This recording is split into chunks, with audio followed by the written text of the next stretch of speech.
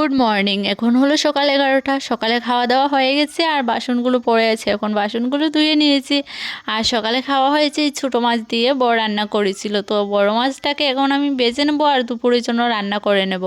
আর সঙ্গে আছে মাছের তেল। মাছের তেলটাকে আমি পেঁয়াজ, কাঁচা লঙ্কা, নুন, হলুদ, জিরে গুঁড়ো দিয়ে বানিয়ে নেব আর শুকনো শুকনো করে। সঙ্গে হলো মাছ ভাজা, দারুণ লাগবে।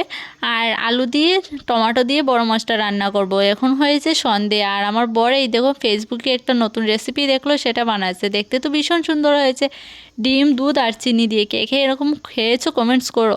আর আমার না ভীষণ ভাজে লেগেছে খেতে, এত খারাপ আমি খাওয়ার কখনো খাইনি, এত খারাপ খেতে। দেখতে ভীষণ সুন্দর হয়েছে, আমি তো দেখে খুব মানে এটাকে খোলার জন্য, খুলে দেখার জন্য আর কেটে দেখার জন্য এক্সাইটেড হয়ে গেছি। আর এত মানে পাগল হয়ে গেছি যে এটা কখন কাটবো কখন কাটবো। তো মানে কাটতে ভীষণ সুন্দর হয়েছে, খেতে এত বাজে হয়েছে।